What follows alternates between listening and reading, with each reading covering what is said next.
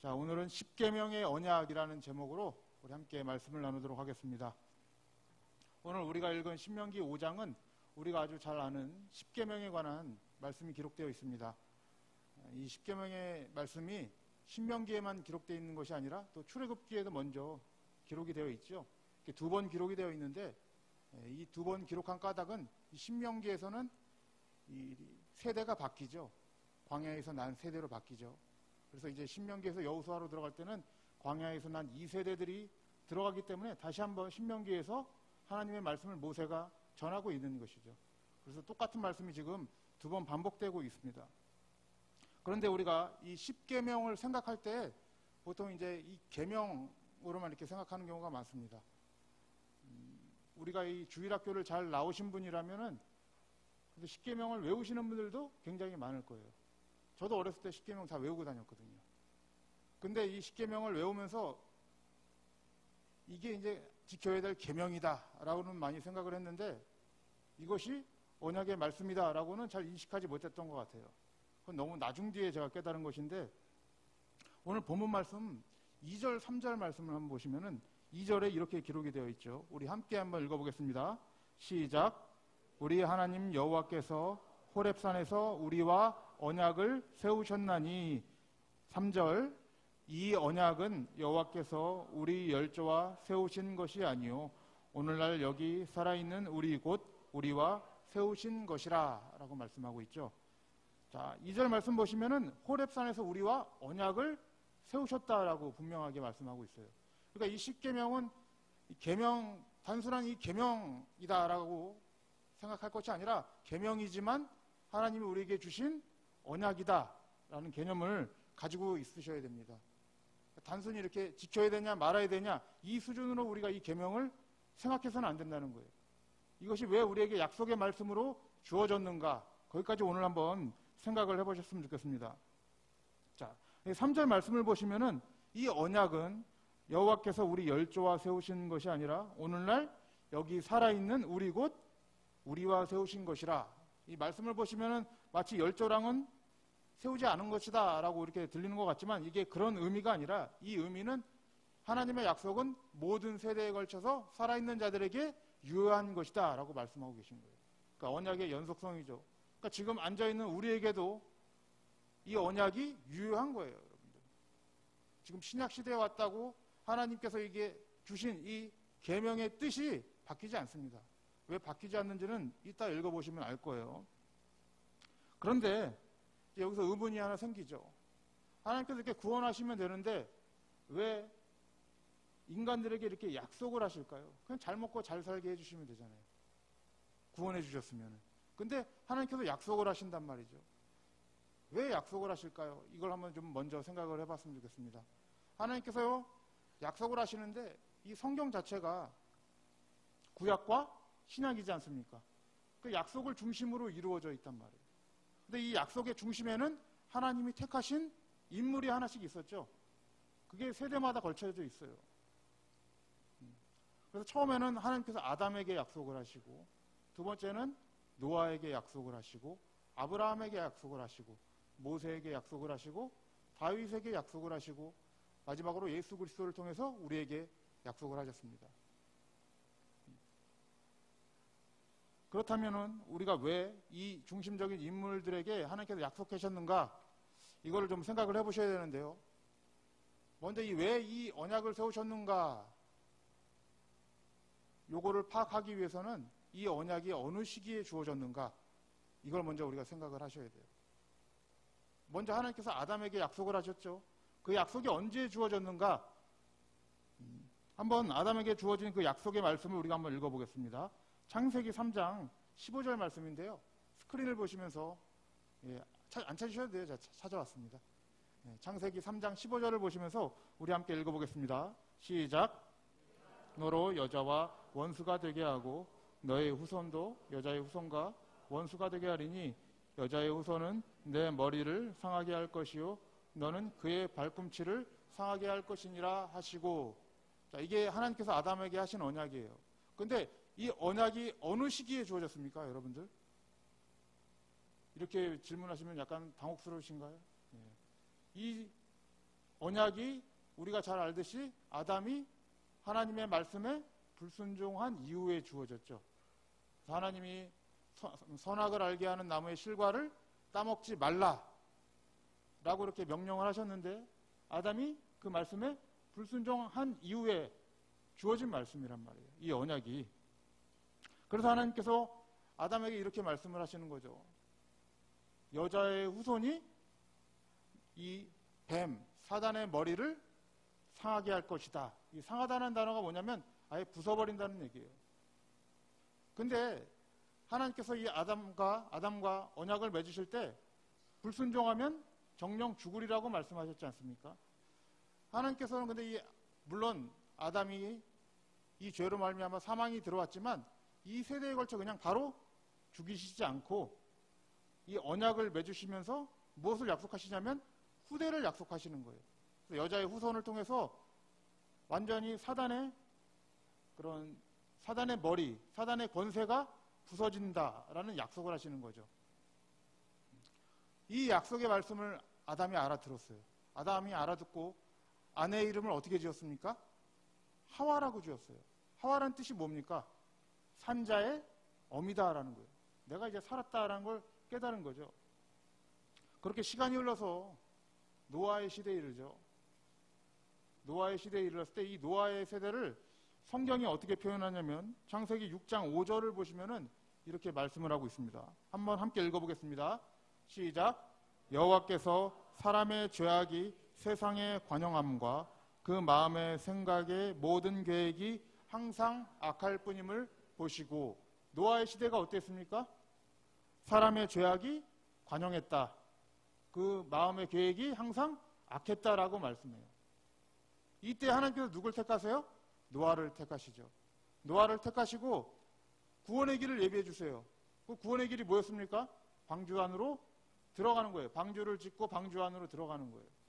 노아가 120년 동안 이 방주를 지었는데 그때 순종했던 자들이 누가 있습니까? 없었어요. 노아와 그 식구들 외에 아무도 구원을 받지 못했습니다. 그 후에 하나님께서 다시 노아에게 약속을 하시는 거예요. 그 후에 그 약속의 말씀이 이렇습니다.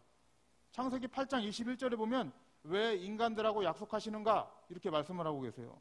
자, 창세기 8장 21절 여호와께서 그의 향기를 흠향하시고 그 중심에 이르시되 내가 다시는 사람으로 인하여 땅을 저주하지 아니하리니 이는 사람의 마음에 계획하는 바가 어려서부터 악함이라 내가 전에 행한 것 같이 모든 생물을 멸하지 아니하리니. 자, 21절 말씀 계속 보시면은 하나님께서 땅을 저주하지 않겠다고 말씀하시죠. 약속하신단 말이에요. 그 이유가 무엇입니까? 사람의 마음에 계획하는 바가 악하기 때문에 내가 너희랑 약속하신다 이렇게 말씀하시는 거예요. 이걸 여러분 잘 기억하셔야 돼요. 사람의 마음에 계획하는 바가 악하기 때문에 내가 너희와 지금 약속하고 있다라는 거예요. 이걸 잘 기억하세요. 또 시간이 흐르죠. 다음 세우신 인물은 누구십니까? 아브라함이에요. 아브라함을 세우셔서 약속을 하시죠. 근데 여러분 그 아브라함을 세우시기 전에 큰 사건이 하나가 터집니다. 창세기 11장 보면 어떤 사건이 터져요? 바벨탑 사건이 터져요. 바벨탑 사건이 어떤 사건입니까? 홍수로부터 심판을 면하자라는 거예요. 우리의 힘으로 우리의 이름을 내고 우리의 성을 쌓고 하나님의 심판을 면해서 지면으로부터 흩어짐을 면하자. 이게 뭐예요? 바벨탑 사건이란 말이에요. 아주 이 교만함, 죄악의 극치를 달렸던 그 사건이죠. 그래서 하나님께서 어떻게 하십니까? 이 인간들을 온 지면에 흩어버리시고 언어를 혼잡하게 만들어버리시죠. 그런데 하나님께서 이 인류를 그것으로 끝내지 아니하시고 누구를 세우시는 거예요?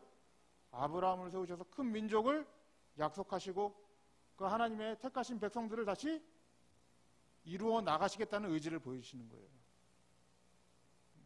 이 시기를 한번 보세요, 여러분들. 제가 이제 세 가지만 얘기할 것인데 한번 이 시기를 한번 여러분들이 생각을 해보세요. 하나님의 언약이 지금 언제 주어지고 있어요? 인간의 죄악 이후에 드러나고 있죠. 그럼 왜 언약하시는 것입니까? 하나님께서 우리의 죄 때문에 그렇습니다. 우리의 죄를 잡아가시기 위해서, 우리의 죄를 하나님의 언약으로 통치하시기 위해서 하나님께서 언약을 하시는 거예요. 그러니까 이 약속이라는 건 뭐냐면 하나님께서 그의 백성들을 이끌어 가시는 통치 방식이라는 거예요. 제가 왜 이렇게 얘기를 드리냐면 오늘 이 출애굽기 10계명의 말씀이 뭐예요? 언약의 말씀이라고요. 그러면 하나님께서 이 언약의 말씀을 통해서 우리를 이끌어 가시겠다, 그의 백성들을 통치하시겠다라는 의지가 담겨져 있는 것이죠. 온전하신 하나님의 뜻이 이 계명 속에 담겨져 있는 것입니다. 그러면 하나님께서 이 주신 우리 계명을 좀 생각을 해볼게요. 하나님께서 우리에게 첫 번째로 주신 계명의 말씀이 무엇입니까? 7절 말씀이죠. 우리가 제1계명이라고 그러는데 우리 7절 말씀 한번 읽어보겠습니다. 시작. 나 외에는 위하는 신들을 내게 있게 말지니라 라고 기록이 되어 있죠. 이 말씀을 보시면은 출애굽기 20장의 말씀과 좀 달라 보이지만 원문으로는 같습니다. 너는 나 외에는 다른 신들을 내게 있게 말지니라, 이 말씀인데 여기서 나 외에는 이라고 번역이 되어 있는데 원문을 보시면은 내 얼굴 앞에서 이렇게 기록이 되어 있어요. 그러니까 내 앞에서, 내 면전 앞에서 다른 신을 섬기지 말라, 이렇게 얘기하시는 거예요. 공동번역이나 표준 세번역을 보면 이 말씀이 정확하게 기록이 되어 있는데 한번 보시면은 스크린이 나와 있죠. 너희는 내 앞에서 감히 다른 신을 섬기지 못한다. 너희는 내 앞에서 다른 신들을 섬기지 못한다 라고 얘기하고 있죠. 그러면 한번 이 말씀을 한번 생각을 해보세요. 내 앞에서 다른 신들을 섬기지 말라, 이게 무슨 말일까요?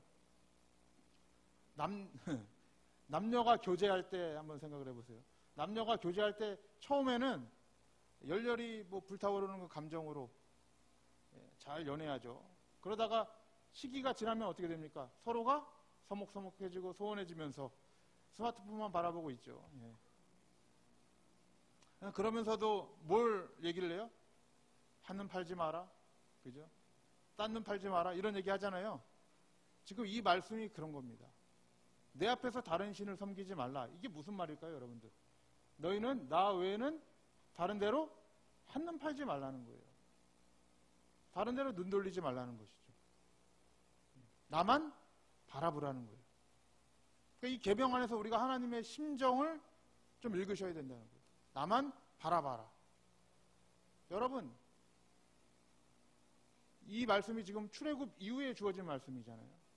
출애굽 백성들이 어떻게 살았겠습니까? 당연히 400년 동안 출애굽 세대에 있었으니까 완전히 애국 사람이 됐겠죠. 지금 이민 간 세대들 보면 그 자식들만 해도 우리나라 사람 같지가 않잖아요. 그냥 다른 나라 사람 같지 않습니까? 400년 동안 외국에 있었다면 그냥 외국 사람, 애국 사람이겠죠. 애굽 왕의 통치를 받고 애굽의 문화와 애굽의 가치관을 가지고 살았을 것 아닙니까? 거기서 하나님께서 이끌어내셨어요, 지금.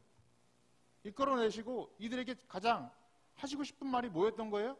나 외에는 다른 신을 섬기지 말라는 거예요. 이건 하나님의 백성에게 모두에게 주어지는 말씀이죠. 내 앞에서 다른 신을 섬기지 말라. 근데 여기서 의문이 하나 들어요. 하나님께서 성경에 여러 군데에 걸쳐서 이런 말씀을 하셨죠. 나 외에는 다른 신이 없다라고 말씀하셨는데 왜 여기에는 다른 신을 섬기지 말라고 하셨는가 하는 거죠.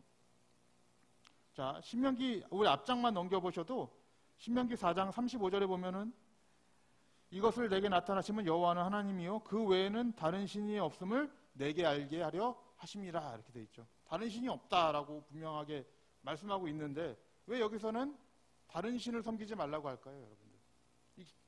이게 그런 것입니다. 이 8절의 말씀이에요.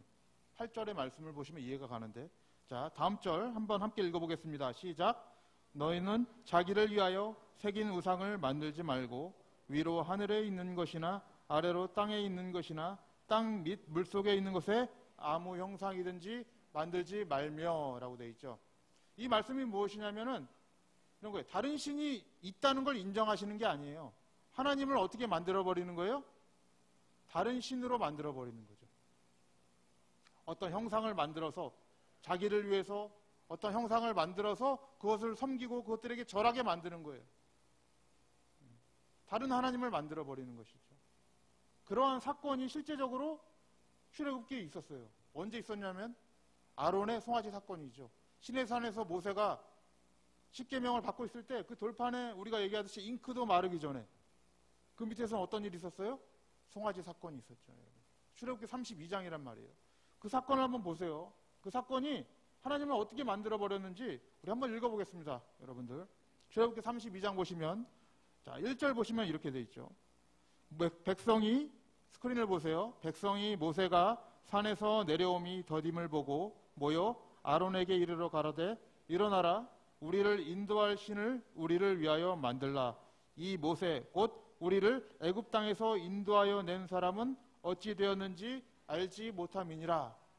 아까 우리가 읽었던 8절 보면 너는 자기를 위해서 새긴 우상을 만들지 말라 그래요. 근데 32장 1절에는 뭐라고 말씀하고 있어요? 우리를 인도할 신을 우리를 위해서 만들라 그래요. 왜요? 모세가 내려오는 게 더디니까, 지도자가 없어졌으니까 불안한 거죠. 신을 만들어야겠는 거예요. 그러니 아론이 어떻게 합니까? 2절 말씀 보시면은 아론이 그들에게 이르되 너희 아내와 자녀의 귀에 금고리를 빼어 내게로 가져오라. 3절 모든 백성이 그 귀에서 금고리를 빼어 아론에게로 가져오매. 4절 아론이 그들의 손에서 그 고리를 받아 부어서 각도로 새겨 송아지 형상을 만드니 그들이 말하되 이스라엘아, 이는 너희를 애굽 땅에서 인도하여 낸 너희 신이로다 라고 얘기하는 거예요. 여기서는 신이라고 번역했지만 엘로힘, 하나님이다 라고 얘기하는 거예요. 여기서 송아지 형상을 보고 이들이 뭐라고 부르고 있는 거예요? 이것이 우리 하나님이다 라고 얘기하는 거예요. 이런 일들이 실제적으로 우리 일상에 많이 일어납니다. 간증 속에서도 많이 일어나요. 자기가 생각해낸, 자기가 만들어낸 하나님. 대학원 때 한 교수님이 이런 말씀을 하시더라고요. 요즘 시대는 교인들이 하나님을 만들고 하나님을 사육하고 있다 이래요. 그 표현이 너무 거칠어서 사육하고 있대요. 자기가 만들어내서 자기 하나님을 다른 형상으로 바꿔버리는 거예요. 자기 입맛에 맞게 바꿔버리는 것이죠. 그런 걸 하지 말라는 것입니다. 지금. 그래서 5절 말씀 한번 보세요. 5절 말씀 한번 띄워주시면은 이들이 아론이 어떻게 공포하는지 보세요. 아론이 보고 그 앞에 단을 쌓고 이에 공포하여 가로되 내일은 여호와의 절이라 그래요. 송아지 형상을 보고 여호와의 절이라 그래요. 이 송아지를 여호와라고 부른 거예요. 하나님을 바꿔버리는 것입니다. 오늘날 기복주의다, 신비주의다, 많은 형태로 논란이 되고 있지만 문제점은 그거예요. 하나님을 바꿔버리는 거예요. 자기들의 입맛에 맞게. 이게 거기에만 있는 것이 아닙니다. 여러분들 이렇게 하나님을 바꾸어버리는 것을 성경에서 어떻게 말씀하고 있는지 9절 말씀 한번 우리 함께 읽어보겠습니다. 시작. 그것들에게 절하지 말며 그것들을 섬기지 말라. 나 여호와 너희 하나님은 질투하는 하나님인즉 나를 미워하는 자의 죄를 갚되 아비로부터 아들에게로 3, 4대까지 이르게 하거니와 라고 기록되어 있죠. 이 말씀의 중요한 건 이것입니다. 자, 나 여호와 너희 하나님은 질투하는 하나님인데 나를 미워하는 자의 죄를 갚는데요. 하나님을 미워한다는 것이 무엇인지 아십니까? 지금 말씀한 것 그대로예요. 하나님 외에 다른 하나님을 만들어 버리는 거예요. 우리 인간에 맞춰서, 인본주의에 맞춰서 하나님을 바꾸어 버리는 거예요. 하나님을 미워한다라고 표현하고 계신 거예요. 여기서 보시면은 미워하는 자의 죄를 갚는다라고 기록이 되어 있죠. 죄를 샌다, 계수한다 이런 말이에요. 민수기 보면 계수하다라는 단어가 이 단어입니다. 하나님께서 죄를 세는데 3, 4대까지 센다라고 이렇게 얘기하죠. 이걸 문자적으로 보는 말이 아닙니다. 정말 3, 4대까지 죄가 그냥 무조건 유전된다 이런 얘기가 아니라 이거는 관용적인 어구예요. 왜냐하면 10절을 보시면 1000대까지 은혜를 베푼다고 그러잖아요. 그러니까 하나님의 사랑은 1000대까지 넓은데 죄악은 속히 그치게 하신다는 그런 관용어예요. 여러분. 하나님의 넓으신 사랑을 나타내는 관용어입니다. 그래서 하나님 앞에서 자기 생각으로 신을 바꾸어 버린다. 이것은 무슨 행위예요? 하나님을 미워하는 행위예요. 이 미워하다가 그냥 미워하다는 얘기가 아닙니다. 원어적 의미를 좀 생각을 해보면 이것은 증오하다는 단어에 거의 가까워요. 하나님을 증오하는 거예요. 하나님의 그런 계획과 뜻이 내 입맛에 안 맞으면 별로인 거예요. 그러니까 내가 다시 만들어내야 돼요. 내 입맛에 맞게 만들어내야 되는 거예요.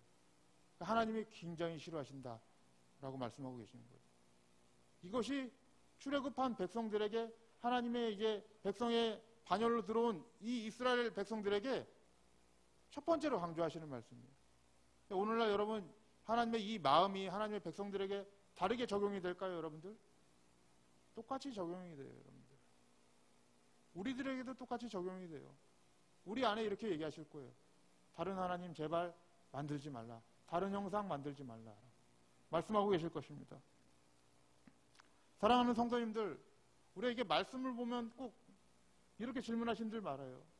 이거 해야 됩니까? 저거 해야 됩니까? 이건 하지 말아야 됩니까? 이거 해야 됩니까? 계명을 보면 그렇게 말씀이 나오는데 단순히 그렇게 하라 하지 말아야 될 이렇게 취급할 문제가 아니라는 거예요. 이 계명 안에서 무엇을 반드시 읽으셔야 되는 거예요? 하나님이 왜 이 계명을 주셨는가? 그 뜻을 읽은 후에 우리가 생활을 하셔야 된다는 것입니다. 그게 안 되면요, 그냥 계명은 계명으로 그치는 거예요. 그냥 하지 말라 그랬으니까 안 해야지. 여기서 그냥 끝나는 거예요. 왜 하지 말아야 되는지를 모르면 안 되는 거예요. 그러니까 하나님께서 이 계명을 주시면서 우리에게 원하시는 것이 뭐예요? 단순히 법적인 관계를 원하신 게 아니라는 거예요. 사무적인 관계를 원하시는 게 아니라는 거예요. 무엇을 원하시는 거예요? 하나님과 우리의 사랑하는 관계를 원하시는 거예요. 오늘 10절 말씀 한번 보세요. 나를 사랑하고 내 계명을 지키는 자에게는 천대까지 은혜를 베푼다. 여기서 어떻게 말씀하고 계세요? 나를 사랑하고 라고 말씀하시죠. 하나님은 보이지 않아요. 보이지 않는 하나님을 우리가 어떤 수준으로 사랑할 수 있겠습니까? 여러분들 어떻게 하나님을 사랑할 수 있겠어요? 사랑한다고 우리 많이 고백하잖아요. 다른 게 없죠. 하나님이 주신 말씀을 다른 것으로 바꾸지 않는 거예요. 하나님을 다른 것으로 바꾸지 않고 있는 그대로 하나님의 말씀에 순종하며 살아가는 것이 무엇이냐면 하나님을 사랑한다라고 말하는 거예요. 그걸 바꾸어버리면 하나님을 미워한다라고 말할 수 있는 것입니다. 여러분 우리의 삶에서 한번 생각을 해보세요. 제가 간증을 그렇게 싫어하는 건 아닌데 우리의 간증이 옛날에 비해서 너무 많이 변한 것 같아요. 간증들을 보시면은 그 간증에 있어서 너무 개인적인 위주로만 하나님을 설명하는 경우가 많아요. 내가 받았던 축복들만 가지고, 그죠? 잘 됐을 때는 하나님, 막 이런 하나님, 저런 하나님 이렇게 얘기하다가 안 되면 교회도 안 나오고, 예. 목회자들이 신방 가도 문도 안 열어주고요. 그때는 하나님도 없어져요, 갑자기. 그런 경우가 허다하단 말이죠, 생각보다. 그건 아니라는 얘기예요, 여러분들. 그런 관계가 아니라 하나님을 사랑하는 관계란 말이에요. 그래서 이제는 하나님이 다른 형상으로 이제 아예 못 바꾸게 만들기 위해서 우리에게 하나님의 온전한 형상을 보여주셨죠. 어떤 형상을 보여주셨습니까? 자, 그 형상을 우리 한번 읽어볼게요. 고린도후서 4장 4절 말씀 한번 읽어보겠습니다. 자, 함께 읽어보겠습니다. 시작. 그 중에 이 세상 신이 믿지 아니하는 자들의 마음을 혼미케 하여 그리스도의 영광의 복음의 광채가 비치지 못하게 함이니 그리스도는 하나님의 형상이니라.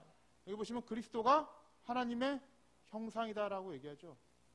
그리스도를 온전히 만나지 못하면 이 세상에 미혹됐다는 거예요. 하나님의 형상을 온전히 바라보지 못했다는 것입니다. 하나님께서는 그러니까 누구를 통해서, 예수 그리스도를 통해서 온전히 하나님의 형상을 나타내셨다는 거예요. 그 그리스도를 통해서 어떤 걸 나타내셨습니까? 우리에게 우리의 죄악을 모두 사해 주시고 율법의 저주에서 속량해 주시고 그 다음에 어떤 일을 하셨습니까? 다시 부활하셔서 우리에게 새 생명, 의의 길로 인도하셨죠. 그래서 죄에 대하여 죽고 의에 대하여 산자로 우리를 만들어 버렸단 말이에요. 그게 우리에게 주신 하나님의 형상이에요. 하나님이 우리에게 주시는 것은 이 땅의 것을 가지고 썩을 것을 소망으로 주시는 분이 아니라 무엇을? 영원한 생명을, 영원한 소망을 우리에게 주시는 분이 하나님이란 말이에요. 거기에 우리가 시선을 두어야 한다는 것입니다. 다른 데 시선을 빼앗기면은 그때는 하나님이 또 바뀌어버리는 거예요. 우리 사랑하는 성도님들, 요새 뭐 코로나 때문에 살기 힘드시죠? 힘드신 분들도 있고, 난 괜찮아 하시는 분들도 있는데, 전체적으로 많이 분위기가 다운된 것 같아요. 그건 확실한 것 같아요. 예전보다 활기참이 좀 덜해지고, 성도님들하고 인사를 할 때도 옛날만큼 이렇게 막 활기차게 인사하지 못하는 것 같고, 우리 청년들이랑 얘기할 때도 옛날처럼 이렇게 활기차지가 않아요. 애들이 뭔가 이렇게 산소가 없는 곳에 있는 것처럼 눈이 이렇게 꿈뻑꿈뻑해서, 교육자를 바라보는 눈도 이렇게 좀 흐리멍텅해지는, 이게 코로나의 여파인가 막 이러는데, 여러분 이럴 때일수록 우리에게 소망이 되고 희망이 되는 것은 예수 그리스도입니다. 여러분들 희망이 없으시다? 여러분 부활의 생명을 붙잡으십시오.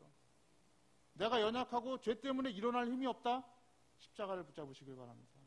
그래서 날마다 예수 그리스도의 영광을 바라보시면서 그 하나님의 형상을, 온전한 형상을 내 안에 새기시고 하나님이 기뻐하시는 그런 삶, 다른 신을 섬기지 않는 삶, 다른 하나님을 만들지 않는 그런 축복된 삶을 살아가시는 우리 성도님들 되시기를 주님의 이름으로 축복합니다. 우리